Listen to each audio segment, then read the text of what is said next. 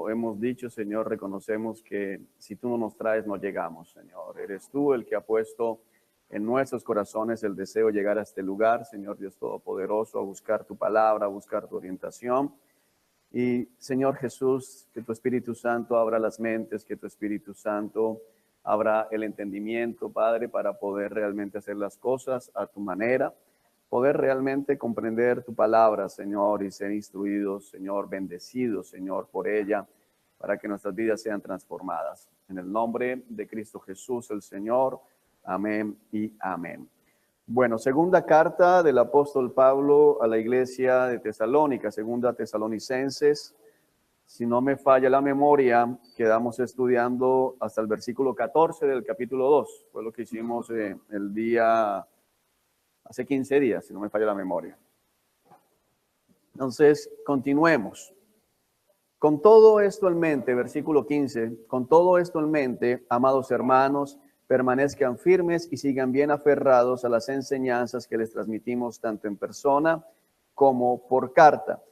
¿Qué es esto en mente? Todo lo que Pablo ha venido explicándoles, la aclaración acerca del regreso del Señor Jesucristo, la manera en que se experimenta la salvación por medio del Espíritu Santo, cómo Dios nos llama y nos hace santos por creer en la verdad, cómo entendemos y realmente somos salvos al escuchar el Evangelio, las buenas noticias de salvación, y eso nos permite participar de la gloria del Señor Jesucristo, que es lo que dice el verso 14, que es importante siempre estar hilando.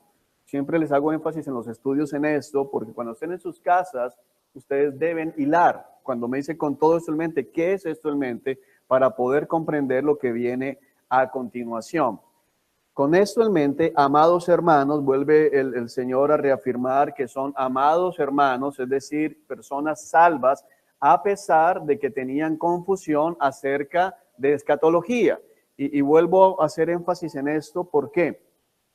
Porque tristemente seguimos viendo cómo muchas personas dividen el cuerpo de Cristo, muchas personas rechazan a hermanos en la fe porque no tienen la misma posición teológica en aspectos en los cuales podemos llegar a tener algún tipo de diferencias.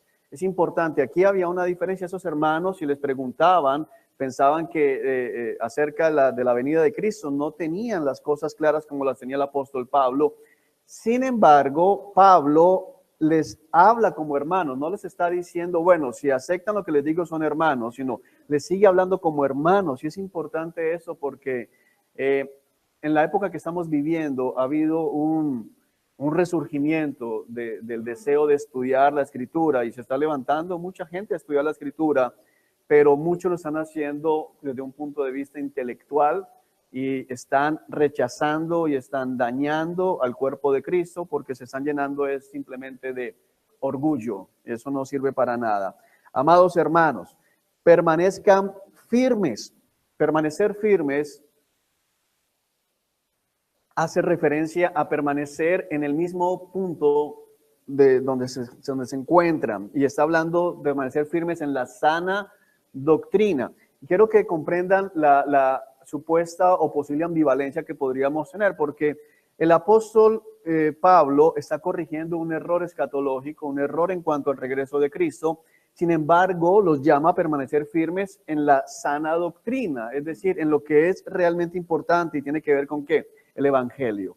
No se pueden mover de ahí. Permanecer firmes no significa, si yo estoy aquí de pie, pero comienzo a hacer para acá y comienzo a pasar para acá, ¿estoy firme? No, firme es una posición de ¿qué? Estática, quieto, en el mismo lugar. Los pies no se deben ¿qué? Mover del sitio donde están plantados. Esa es la referencia que está diciendo acá. Permanezcan firmes, no se muevan de la sana doctrina. Miren lo que dice. Sigan bien aferrados. La palabra aferrados podemos verla en el original como también enraizados, arraigados, están agarrados realmente, firmes y agarrados, bien agarrados a las enseñanzas, es decir, a la doctrina que les transmitimos tanto en persona como en carta. Pablo está diciendo a lo que les hemos enseñado, y especialmente de qué nos habló el versículo 14 del Evangelio. Somos salvos por la fe, somos salvos por creer, y es la obra del Espíritu Santo la que permite que el ser humano llegue a ser hijo de Dios. Amén. Sigan agarrados a eso, no se dejen desviar de eso, no se salgan de esto, es un llamado, permanezcan firmes y es importante que lo recordemos porque hoy aparecen muchas doctrinas. Cada rato sale gente haciendo cosas nuevas, nuevas revelaciones, nuevos sueños, nuevas interpretaciones. Amados, no podemos movernos del evangelio histórico. Por eso Pablo dice acá lo que les enseñamos, tanto en persona como en cartas. ¿Por qué? Porque lo que ellos decían en persona era lo mismo que habían tenido en cartas. Ahora, quiero que te ubiques un momento en la situación de la iglesia de Tesalónica y de todos los hermanos del primer siglo. ¿Qué sucedía? Aparecían, como lo dicen en otras cartas, los mismos apóstoles, personajes que decían, bueno, mira, la carta que envió Pedro o la carta que envió Pablo dice esto. Sin embargo, yo hablé con Juan. Juan vino y se reunió en mi casa y nos explicó algo nuevo que el Espíritu Santo le reveló. Y entonces, bajo esa dinámica, estaban pervirtiendo la sana doctrina. Entonces, ¿qué decía? Los hermanos no sabían qué creer. Y creo que en algún momento nosotros nos encontramos en esa situación de, ¿pero qué creo? Porque aquí dice una cosa, pero este otro dice otro y este otro dice otra cosa. Y ellos estaban viviendo algo similar. Entonces venía y decía, oye, pero mira, Pedro Pérez dice que el apóstol, que pensemos en quién, en Lucas, como compañero de Pablo, o que vino Mateo y nos enseñó algo distinto. Pero Pablo dice, mire, permanezcan firmes en lo que les hemos dicho en carta y en persona. ¿Qué está queriendo decir? Nosotros nunca cambiamos el discurso. Lo que hemos dicho en carta es lo mismo que decimos que en persona. Es lo mismo, no nos movemos de allí. Y esa es la certeza que nosotros debemos tener. Lo que está escrito acá era lo mismo que los apóstoles estaban enseñando. No hay otro evangelio, no hay otra doctrina. Y cuando escuchamos nuevas corrientes, nuevos vientos de doctrina, tenemos que reconocer que no provienen del Señor. No, pero mira, a mí el Espíritu Santo me habló, a mí el Espíritu Santo me iluminó, yo tuve una visión, yo estaba orando y vi el cielo abierto y se me reveló. No, porque esa misma estrategia para confundir ya la usaba el enemigo cuando la iglesia se estaba formando y la sigue usando el día de hoy. Por eso aquí en este versículo 15 de 2 Tesalonicenses está diciendo Pablo, permanezcan firmes y aferrados, bien aferrados a las enseñanzas, a la doctrina que les transmitimos tanto en persona como por carta. Ahora, otra clave, porque recuerden que estamos estudiando, de que vemos aquí en el versículo 15 es la palabra transmitir. Transmitir, hay una transmisión de doctrina. Se espera que nosotros transmitamos la doctrina a otros.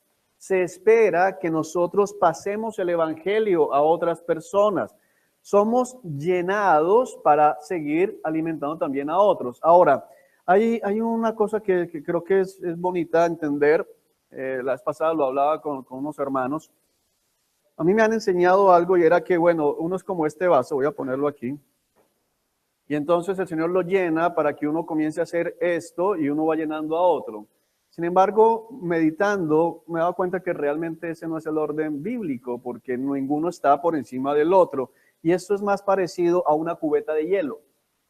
Tal vez los que han llenado cubeta de hielo en su casa, ya me di cuenta que no todos lo han hecho, pero el que llena la cubeta de hielo en la casa sabe que uno pone la cubeta, abre la llave y cabe aquí, pero va pasando a todos. No hay un cubo que sea superior al otro, no hay ese, porque muchas veces cuando se enseña esto, entonces el que está acá se siente que es el más de la iglesia y que le llega el último, que le llega la última gota de aceite, ¿verdad? Pero bíblicamente el único que está por encima en la iglesia es el Señor. De resto todos estamos exactamente igual. Ahora, ¿qué mérito tiene? Pensemos en la cubeta, trae una cubeta de hielo a tu cabeza en este momento. ¿Qué mérito tiene el cubito al que le cayó el primer chorro sobre los demás? Ninguno. Ninguno, porque fue la mano del que pone la cubeta y el que abre la llave, el que decide que cae ahí, pero finalmente todos van a ser ¿qué? Llenos, ¿sí? Y el agua comienza a correr, a menos que tengas un problema en la cubeta, pero el agua tiene cada cubito las 4 salidas, tiene las 4 cornisas, los 4 pasajes para que el agua fluya hacia toda la cubeta hasta que toda la cubeta está llena. Es de la manera, y nosotros tenemos que comprender que Pablo está diciendo, nosotros transmitimos. En 1 Corintios capítulo 15 utiliza el mismo verbo en el versículo 2. Yo les transmití a ustedes. En 1 Corintios 11 también lo usa. Les transmito lo mismo que nos fue transmitido a nosotros. Es importante entender este verbo funcionando en la práctica en la iglesia. La iglesia debe transmitir. Tú debes transmitir a los que están a tu alrededor. No digas, es que yo soy el de abajo. No, hermano, no es eso. Porque de hecho cuando uno comienza a ser así, lo que sucede muchas veces es que ¿cómo queda? Vacío. Y usualmente sucede, el que se cree que está por allá arriba, encumbrado, termina seco, lleno de orgullo. Pero cuando vemos el modelo de la cubeta, el cubo que sirvió para que todos los demás fueran llenos, ¿cómo queda también? Lleno. También está lleno, porque es el Espíritu Santo el que está obrando allí. Bueno, espero que el ejemplo haya servido. Debemos transmitir, pero no con orgullo. Debemos transmitir, pero no creyéndonos mejores que los otros. Somos un cubito más. Somos un cubito más. Si cayó en el buen sentido primero la palabra en tu vida, bueno, dale gracias a Dios, no te enorgullezcas. Dale gracias al Señor, porque si haces lo que debes hacer, muy pronto el cubo que está al lado, ¿cómo va a estar? Igual de lleno. Y el cubo que está más lejos, así se demore un poco más en llegar el agua allá, ¿cómo va a estar al final? Y cuando todo está congelado, ¿cuál hielo es más importante? No, todos los hielos son iguales. Eso es lo hermoso del conocimiento en el Señor. Lo otro envanece. Versículo 16. Que nuestro Señor Jesucristo mismo y Dios nuestro Padre, quien nos amó y por su gracia nos dio consuelo eterno y una esperanza maravillosa, los conforten y fortalezcan en todo lo bueno que ustedes hagan y digan. Está encomendando el apóstol Pablo a la iglesia, al Padre y al Señor Jesucristo, mostrándonos un panorama, no completo, pero panorama de la Trinidad, que nos habla de 2 personas completamente diferentes como personas, pero que al final son el mismo Dios. O sea que es importante ver que la doctrina trinitaria no es algo aislado, es algo presente en toda la Escritura, para que veamos esto. Pero dice, el Señor Jesucristo mismo y Dios nuestro Padre, quien nos amó. Lo primero que tenemos que entender es que estamos aquí porque Dios nos amó. Dios nos amó. Es importante, la salvación inicia porque Dios nos ama, Dios nos amó. Y es importante entender el tiempo. Dios nos amó. Y de hecho en Juan 3:16, que es un versículo sobre el que vamos a estar predicando el día de hoy, si Dios lo permite, dice también, de tal manera amó, es algo pasado, se dio en el pasado. El amor de Dios por ti no inicia cuando eres redimido y dejas el pecado, sino que lo tremendo es que aún siendo pecadores, Dios mostró su amor por el mundo al dar su Hijo en rescate por el mundo. Es un amor que se dio antes, y lo asombroso y que recuerda el Espíritu Santo acá es que Dios nos amó antes de que nosotros siquiera hubiésemos pensado en Él, hubiésemos respondido al llamado del Evangelio. Eso es lo más asombroso. Ahora, recuerda que eso no significa que Dios no se aire con el pecador, que no esté airado con el pecador, porque el amor de Dios y la ira de Dios son completamente compatibles. Completamente compatibles. Para que entiendas esto, te voy a tratar de poner un ejemplo. Los que somos padres podemos comprender mucho más este ejemplo. ¿Nuestros hijos pueden en algún momento exasperarnos, sí o no? Sí, el momento que nos pueden exasperar. Hay momentos en que estamos muy enojados o muy airados con ellos. Sin embargo, en el mismo momento en que estamos enojados con ellos, al mismo tiempo seguimos amándolos plenamente. El hecho de estar enojado con mi hija no significa que ya no la ame. La sigo amando, pero estoy enojado, pero igual la estoy amando. Tenemos que comprender esa situación de los 2 sentimientos o las 2 manifestaciones acá. Que Él nos amó y por su gracia vuelve a recordarnos que es que por regalo, inmerecido. La palabra gracia viene a reforzar que no hay de qué jactarnos, que no hay de qué enorgullecernos, porque es por la buena voluntad de Dios, por el deseo soberano de Dios de bendecirnos, no a cambio de nada, sino porque Él decidió bendecirnos, Él decidió salvarnos, es un regalo. Por la gracia de Dios se nos da consuelo eterno. Ese consuelo eterno está apuntando lógicamente ¿a qué? A la salvación. Y le recuerda algo a los tesalonicenses y a nosotros en la mañana de hoy. Los tesalonicenses, como lo vimos en la primera carta, capítulo 1, dice: hermanos, recuerdo la alegría con la que recibieron el evangelio a pesar de los muchos sufrimientos que les trajo. Había sufrimiento, sin embargo, dice, el Señor les da un consuelo eterno. ¿Dónde está el consuelo de nosotros?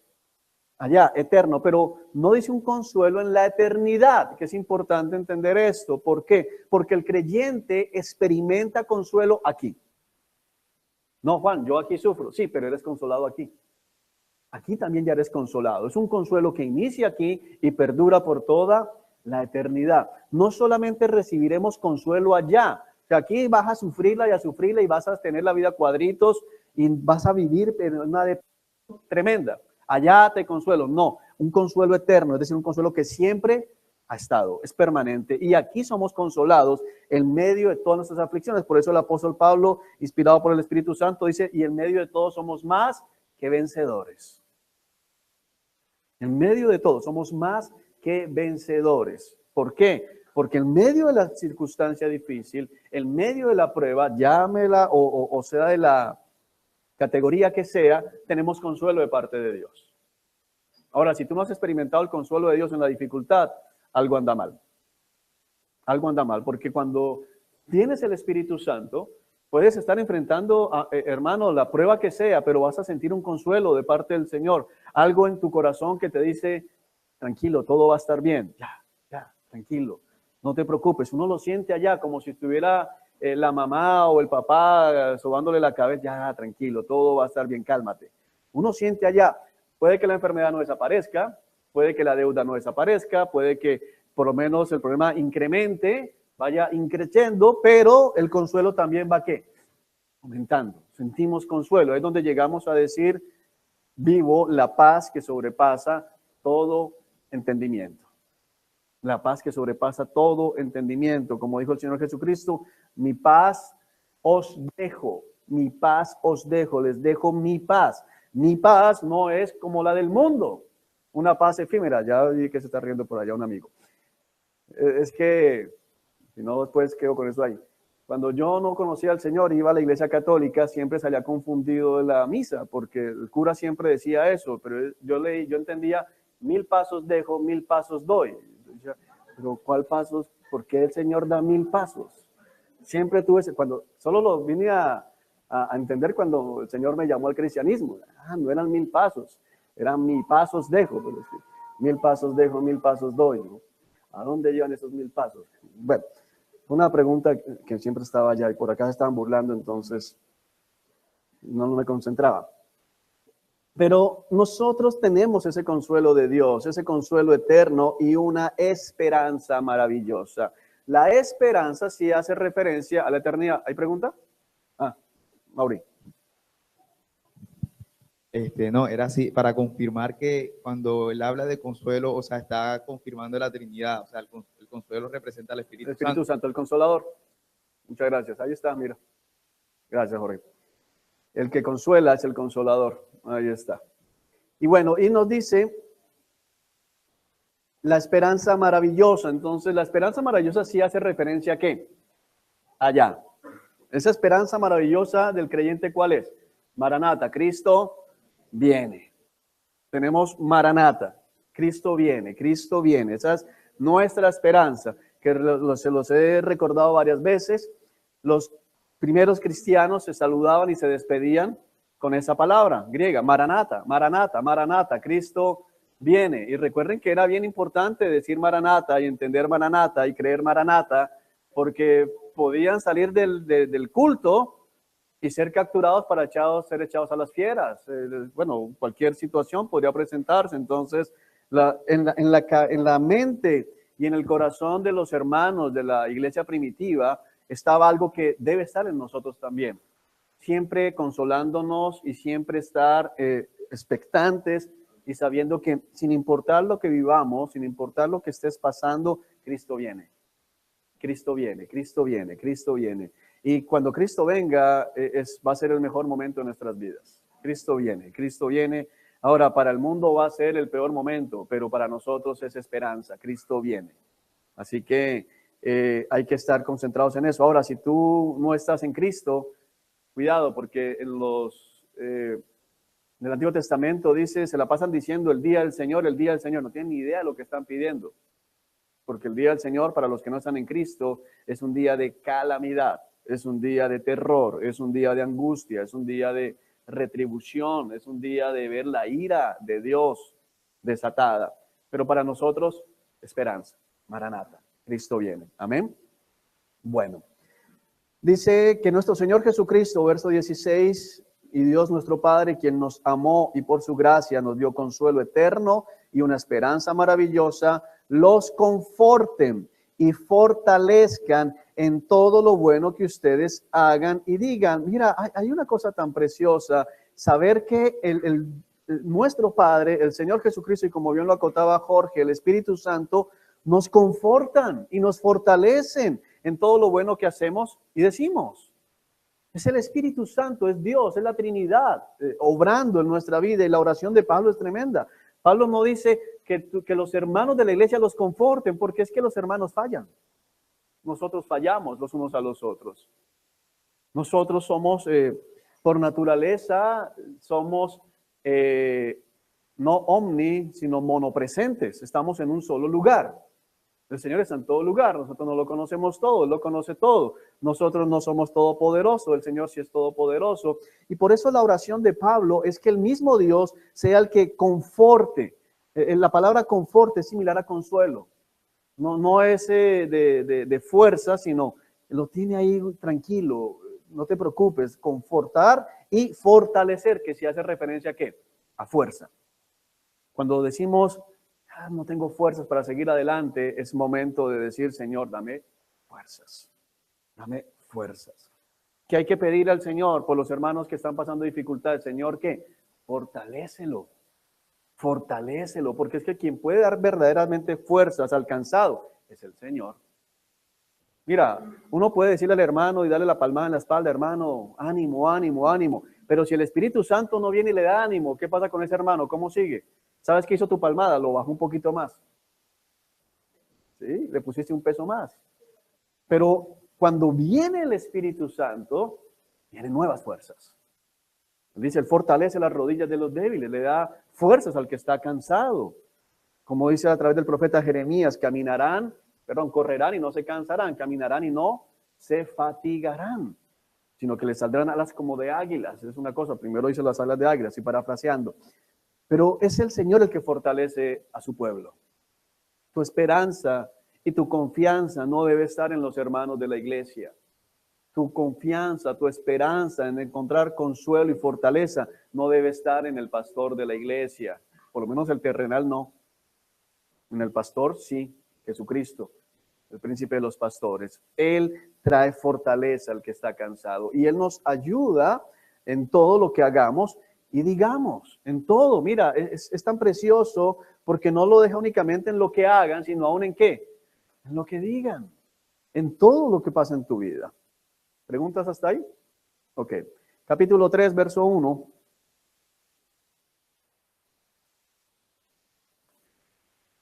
Dice, finalmente, ahora, finalmente no termina la carta. Y no es que Pablo se acordó de un tema más adelante, sino que está concluyendo la idea que viene trayendo para dar inicio a algo diferente. Finalmente, amados hermanos, les pedimos que oren por nosotros. Por eso finalmente no termina, sino que conecta. ¿Qué está haciendo Pablo? ¿Está orando por quién? Por ellos. Mira, le pedimos al Señor Jesucristo, le pedimos al Padre que los consuelen, que los fortalezcan, que los consuelen. ¿Sí? Pero ahora, ¿qué le dice a la iglesia? Y hermanos, oren por nosotros. Una de las cosas más maravillosas que podemos ver en la Escritura es que Dios, al exhalar su palabra y usar los autores humanos, nos deja ver que Pablo era de carne y hueso como tú y como yo. A veces pensamos en Pablo con capa roja volando sobre Jerusalén. Pablo no tenía capa roja ni tenía visión de rayos X ni nada por el estilo. Pablo era un ser humano como tú o como yo. No puede ser, porque Pablo lo apedrearon en Listra, se levantó, entró en la ciudad y a la mañana siguiente partió una caminata de 100 kilómetros hacia la ciudad de Derbe. Eso no es un ser humano, era un ser humano como tú y como yo.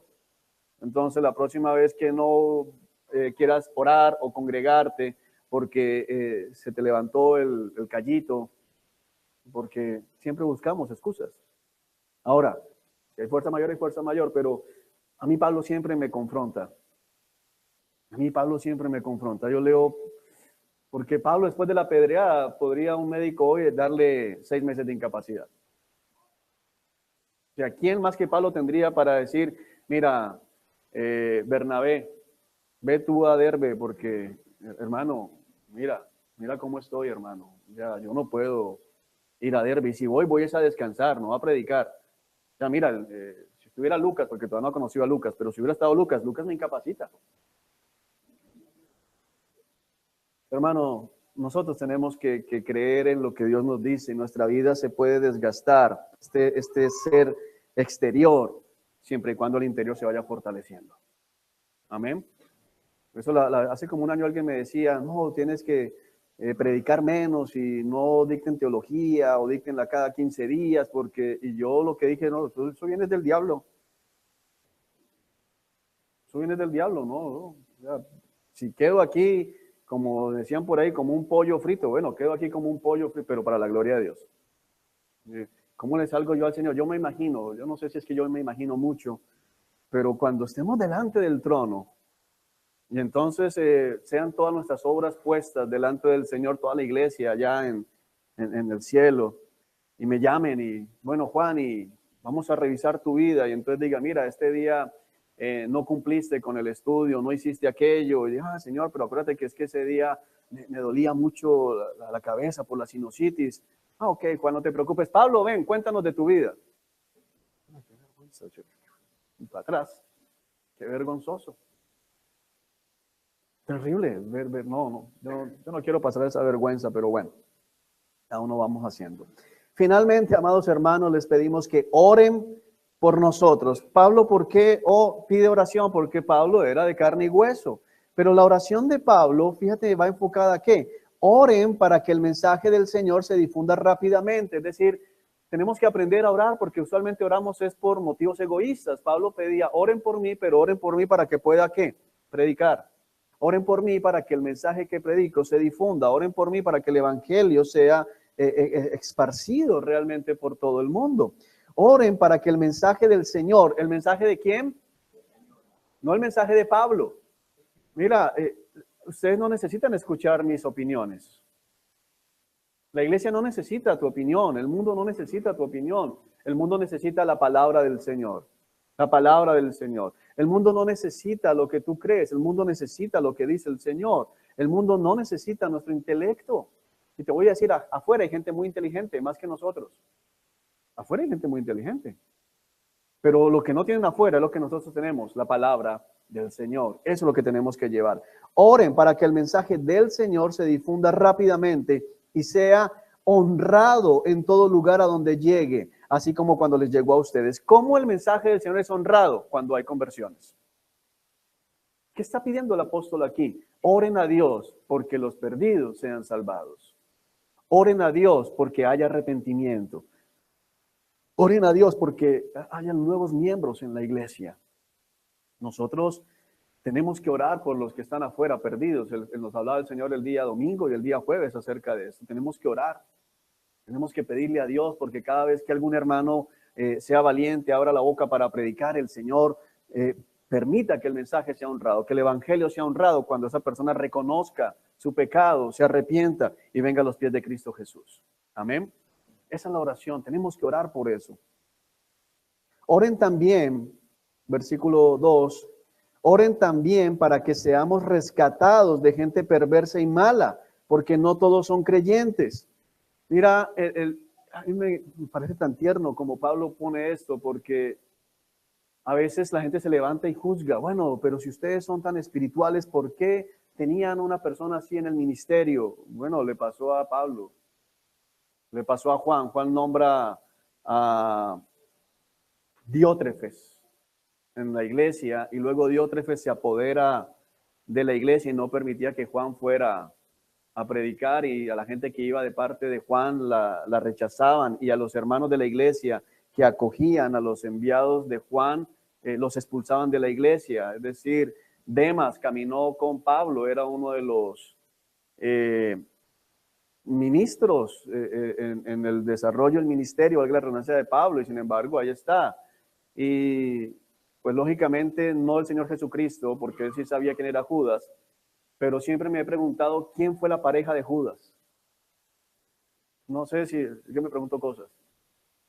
El Señor mandó de dos en dos, pero no nos dice cómo se organizaron, pero ¿quién fue el que fue con Judas? Y estuvo solo con Judas, porque bueno, uno dice, bueno, Judas se camufló dentro de los 12, pero cuando los mandaron de dos en dos, o sea, ¿quién fue el compañero de Judas con el que, porque cuando uno va de dos en dos, uno habla. Y uno dice, oye, ven acá, ¿tú por qué estás hablando así? ¿Tú por qué haces esto? Uno se da cuenta de cómo es el otro. Aquí uno se puede camuflar, pero cuando está ahí ya y con un tiempo largo, y ellos iban de viaje, iban por el camino, ¿y qué hace uno en el camino? Habla. Uno habla, uno habla, uno habla. Entonces yo me preguntaba, ¿será que Judas en algún momento no le dijo, oye, ¿no quieres manejar la bolsa del dinero junto conmigo? Mira que nos va bien. Bueno, no sé, o sea, muchas cosas pueden suceder allí, pero ¿qué habrá pensado también esta persona cuando Judas traicionó al Señor? Yo no me di cuenta. ¿Será que le reclamaron, oye, ¿tú qué? ¿Dónde está tu espiritualidad? ¿No te diste cuenta de Judas? Ninguno se dio cuenta de Judas. El único que sabía era quién. El Señor. Por eso Pablo dice, oren para que sea rescatado de esa gente perversa, de esa gente mala, porque no todos son creyentes. No está hablando del mundo. No está diciendo oren para que me rescaten de César. No, está hablando oren para que el Señor me rescate de quién? De los falsos creyentes. De esos que se acercan y traen malas intenciones. Son lobos vestidos de oveja. Pero Pablo dice, necesito que oren para que el Señor me guarde de esa gente, para que esa gente no nos desvíe, para que esa gente no nos confunda, para que esa gente no manche el ministerio. Creo que hace 8 días les estaba diciendo, oren por favor, y creo que oraron. Nos están ofreciendo dinero para la revolución de la cruz. Oren para ver si viene de parte del Señor o qué es. Desaparecieron del mapa. No volvieron a escribir, no volvieron a llamar, y gloria al Señor. Bendito sea el Señor. Porque, imagínense, puede ser un ministerio bien desviado, aporta algo y después nosotros estamos ahí, se tiró todo ya. Ya, perdimos todo de entrada sin haber arrancado siquiera. Verso 3. Pero el Señor es fiel. Mira, Pablo dice, oren para que podamos predicar, oren para que el evangelio sea difundido rápidamente, oren para que el evangelio sea honrado con conversiones, oren para que seamos guardados de los falsos creyentes, esa gente perversa, esa gente mala, pero el Señor es fiel. O sea, ¿dónde está la confianza de Pablo finalmente? En el Señor. Ora, porque Pablo entiende que la oración del justo es eficaz. Amén. Eso no significa que si tú oras por un BMW te va a llegar, porque esa es la manipulación de ese versículo. No está hablando de eso, significa que Dios escucha la oración del justo, pero el justo ¿cómo ora? Según la voluntad de Dios. Amén. Pero Pablo va más allá y dice y sabe, así nadie ore por nosotros, Dios es fiel. Mi confianza verdadera no está en la oración. No sé por qué hoy estoy contando, pero me pregunto también, cuando se pasan los mensajes de oración en la iglesia, ¿cuántos oran? Pero la confianza está en ¿qué? En que Dios es fiel. O pensamos entonces que si nadie ora, entonces no van a haber convertidos. No, van a haber convertidos. Porque Dios es ¿qué? Fiel. Dios nos guarda porque Dios es ¿qué? Fiel. Si tú oraste, ¿sabes qué hace? ¿Por qué Dios te permite orar? Porque cuando tú oras y ves respuestas, te das cuenta también de que Dios te escucha. Fortalece tu fe. Pero si Ninguno oró, asumo que sí, pero vamos a pensar que aquí ninguno oró porque, Señor, si esa gente que está ofreciendo ayuda para la revolución de la cruz no viene de parte tuya, Señor, apártalos, no. Si ninguno oró, igual Dios obró. Pero si tú oraste y acabas de escuchar eso, ¿cómo te sientes? Señor, escucha, te vas fortaleciendo, tu fe se va fortaleciendo. Qué hermoso es el Señor. Por acá, Moisés. Pero igual, adicional a eso, el Señor se glorifica cuando el pueblo ora. Adicional. Independiente de que el Señor es fiel y es fiel, lo sabemos, y Dios va a obrar, ores o no ores, igual el Señor obra, pero cuando hay oración, el Señor se glorifica aún más. Amén. Porque ¿por qué Dios pide que oremos? Que esa es una de las cosas que algunos hermanos no entienden. ¿Yo para qué oro si Dios es soberano? Porque le trae gloria a Dios. Lo otro es orgullo tuyo. Bueno, finalmente si Dios me quiere sanar, me va a sanar con oración y sin oración. Sí, Dios puede hacerlo. Si Dios quiere sanar a mi hermano, lo sana con oración o sin oración, sí, pero Dios es glorificado cuando tú te humillas, porque cuando tú oras te estás humillando. Y Dios es glorificado. Tú eres fortalecido, o sea, la oración es tan maravillosa. Pasan tantas cosas en la oración que somos engañados por la carne y por el diablo inmundo para no orar, cuando es lo más maravilloso que tiene un ser humano es la oración. No hay un privilegio más grande que orar. Si tú tuvieras una entrevista con el presidente de los Estados Unidos, te aseguro que te tomas una super foto y la publicas y la pones de portada en tu Face y en tu WhatsApp y en la foto, en el muro, en tu casa, bueno, en todo lado. Estuve reunido con el presidente de los Estados Unidos. Cuando tú oras, estás reunido con el creador del universo. En privado. Te reúnes con el presidente de los Estados Unidos, sin importar quién esté ocupando ahorita la silla. Tienes 5 minutos. Y hay gente ahí y está atento y puede ser protocolo. El Señor no quiere que te pares de ahí. Quédate otro rato. Ora más. ¿Por qué no llegas más temprano mañana? Ahora, ve a la Casa Blanca, reúnete con el presidente y búscalo en 20 años y te dice quién es. Pero el Señor, aquí está mi hijo nuevamente. Bueno, es tan precioso, pero si no me voy para otro lado. Pero gracias, Moisés. Por acá, pregunta, ¿dónde? Jorge. Juan, podríamos decir que el versículo 14 es un complemento, o el tercero es un complemento, el tercero del capítulo 13 es un complemento del 14, porque yo me preguntaba cuando dice en el versículo 17, o leyéndolo todo, que nuestro Señor Jesucristo mismo y Dios nuestro Padre, quien nos amó y por su gracia nos dio consuelo eterno y una esperanza maravillosa, los conforten y fortalezcan en todo lo bueno que ustedes hagan y digan. Yo pensaba en ese momento, en todo lo bueno que haga y diga. ¿Dónde queda en la situación que yo estoy difícil o si pequé como cristiano? Entonces viene el versículo tercero del capítulo, el versículo tercero, el capítulo tercero y me dice, pero el Señor es fiel, Él los fortalecerá y los protegerá del maligno. Entonces pienso yo que eso es un complemento bajo el entendido de que cuando nosotros pecamos, de igual manera, si somos creyentes, confiamos en el Señor y hacemos lo que Él le agrada, este es el consuelo o esta es la fidelidad que nos va a dar esa paz. Bueno, puedes llegar a ver algo, aunque cuando está hablando aquí los protegerá del mal, está más pegado a los falsos, a los falsos creyentes. Está hablando de esa maldad, ese maligno que se mueve infiltrando. Satanás siempre infiltra. Por eso dice Pablo en otra carta, y no es de extrañarse que los ministros de injusticia se disfracen de ministros de justicia, porque el mismo Satanás se disfraza de ángel de luz. Entonces, siempre estamos expuestos a veces uno se pregunta, oye, pero no puede ser que Julano salió con esas y dijo eso y salió con esa enseñanza, pero si se veía tan corderito, bueno, estaba disfrazado. Entonces, más ahí vas enfocado a el Señor nos protege del maligno, de las estrategias del maligno, de la obra de Satanás. O sea, hay un consuelo aquí muy importante porque muchas veces le damos más importancia a Satanás de la que tiene. Hay dos extremos en la iglesia que son nocivos. Por un lado, hay congregaciones que desconocen completamente y no advierten a la iglesia acerca de la obra de Satanás, lo cual está mal, porque es como decirle a la ciudadanía, no hay ladrones en Barranquilla, no se preocupen, ¿qué les va a pasar? Los van a robar. ¿Sí? Pero otro es entrar en la paranoia. Entonces, cuando la gente dice, yo no vuelvo a salir de mi casa porque si salgo me roban, pues ya hay una paranoia.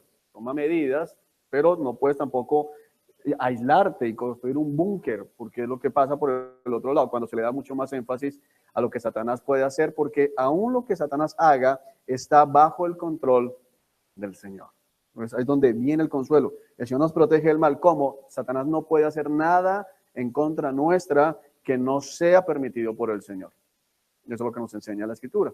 Va más enfocado hacia ese punto, Jorge. Gracias.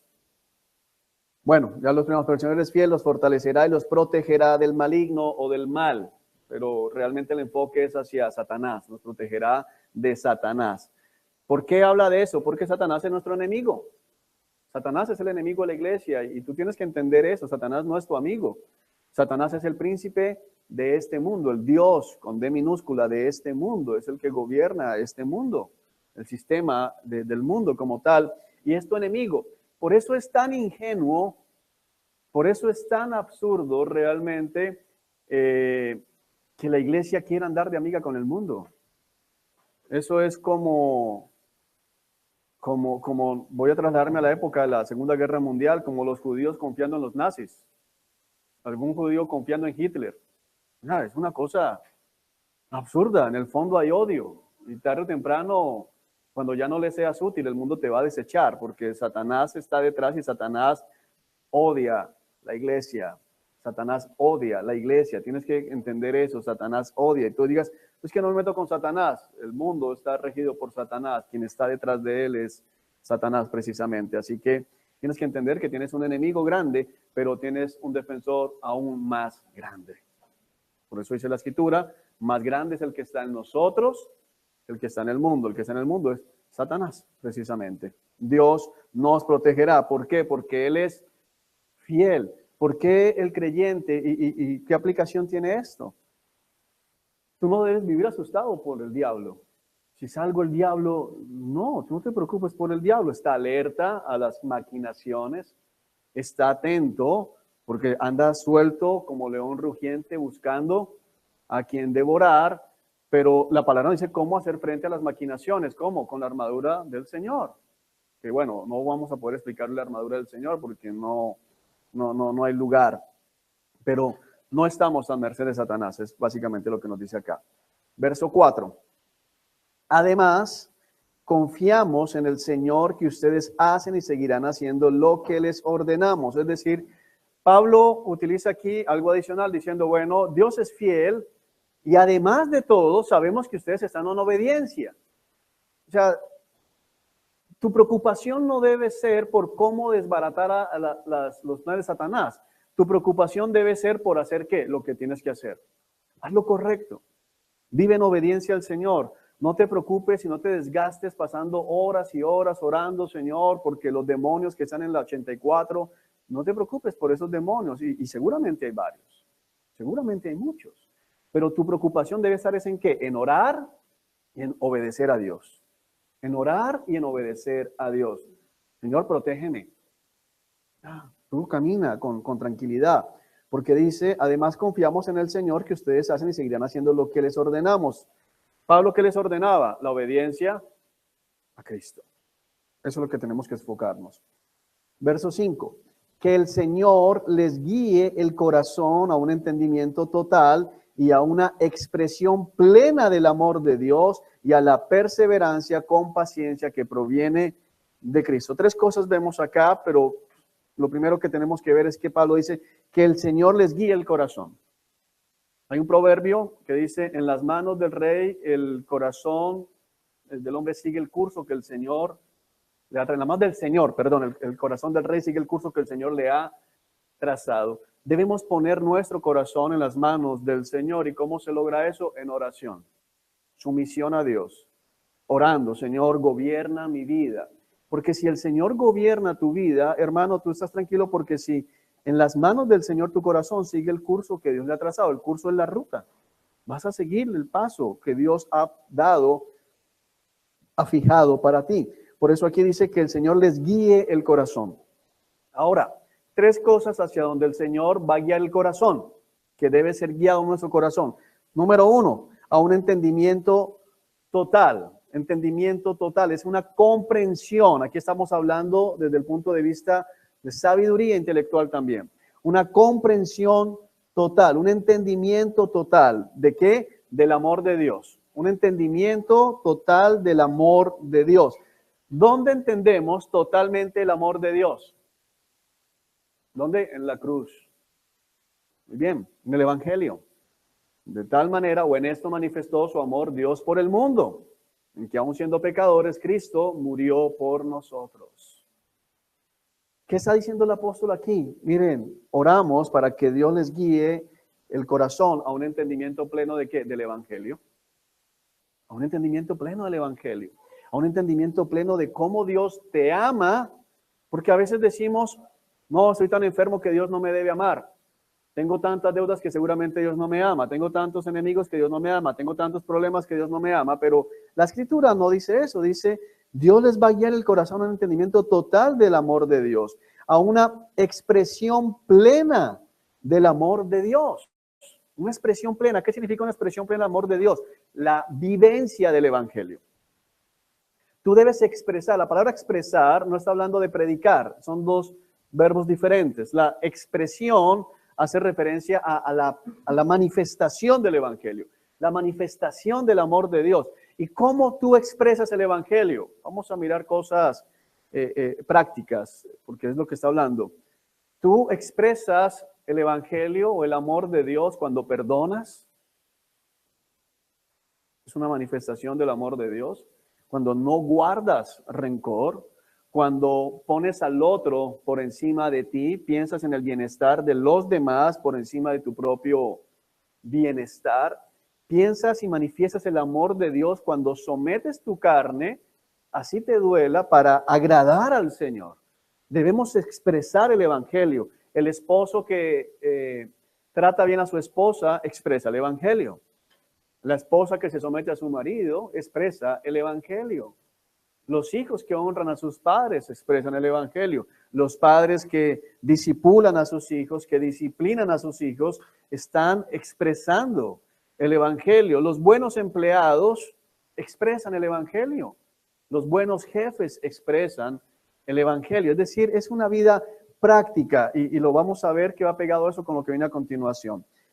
Tercero, y a perseverancia con paciencia, a la perseverancia con paciencia que proviene de Cristo. A la tercera cosa que Dios guía el corazón, a una perseverancia con paciencia. ¿Qué significa perseverancia con paciencia? Perseverancia hace referencia a permanecer. Seguimos en el camino de salvación, pero con paciencia. Si no vienes hoy me tiro por la ventana. Eso no es paciencia. Eso ya es desespero. ¿Vienes por mí o llego ya? No, no puedes suicidarte. Algunos han dicho que te puedes suicidar. No, no es bíblico. No te puedes asesinar a ti mismo. El suicidio es un asesinato. ¿Pero a quién maté? ¿A ti? ¿Sí? Y aún el pensamiento suicida es pecado. Porque estás contemplando, voy a ponerlo para que quede claro. Si yo te cuento que los últimos días me la he pasado pensando en cómo quitar la vida a alguno de ustedes, ¿qué dirían? ¿Qué dirían? Y lo he pensado si lo invito a tomar algo y le echo algo, si que parezca un accidente. ¿Qué dirían? Estoy pecando, soy un homicida. Ahora, si les digo que he estado pensando si me tiro del 4º piso, si me corro por la circunvalar cuando venga una tractomula, o si me tomo algo, ay, pobrecito, no, es lo mismo, soy un homicida. ¿Qué necesita? Y fíjate que esa es una de las grandes diferencias entre la psicología y el cristianismo. La psicología, ¿qué le dice a ese hombre?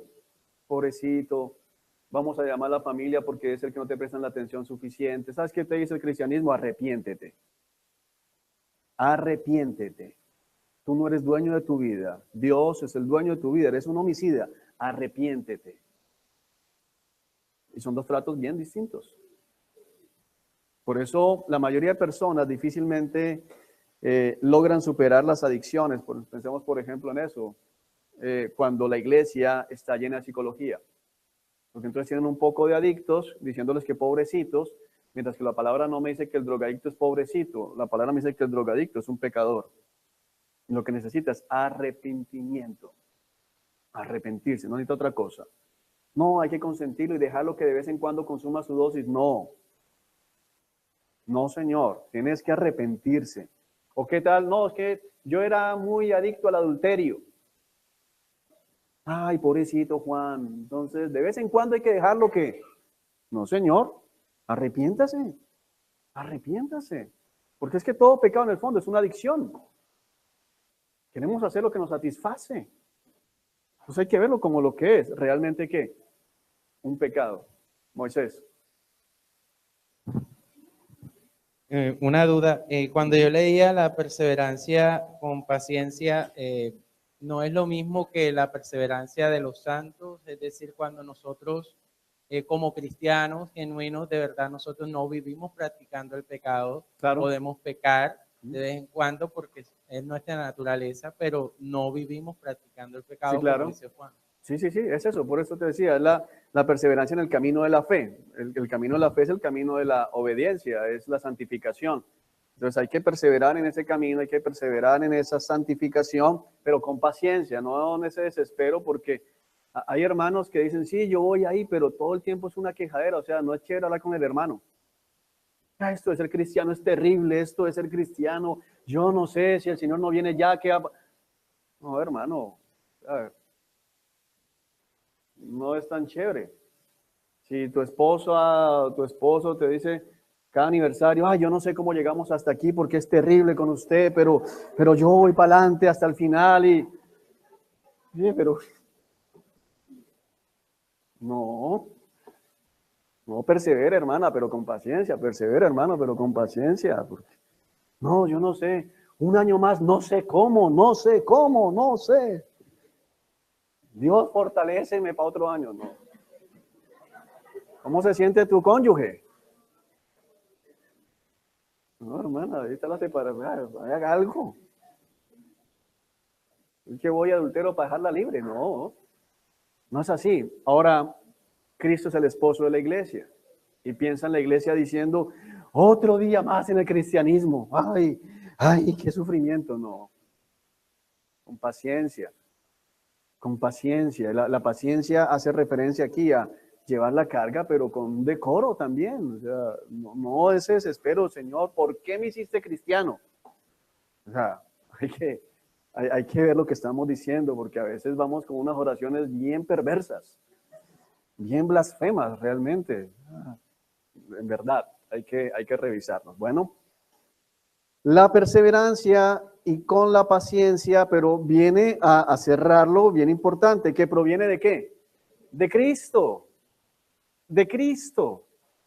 Mira, los Alcohólicos Anónimos, no estoy pretendiendo hablar mal de esta organización, porque finalmente pueden producirse buenas cosas, ¿no? O sea, un papá que ya no se emborracha, no maltrata a su esposa, no maltrata a sus hijos, la economía puede mejorar, la calidad de vida de la casa va a mejorar, pero el paciente de Alcohólicos Anónimos trabaja en un enfoque completamente distinto al de la Biblia, porque lo enfocan a ¿qué? Primero a un día a la vez, es decir, que nunca es liberado en el fondo, sino que él se levanta todos los días como un día a la vez, pero es en sus propias ¿qué? Fuerzas, sus propias fuerzas.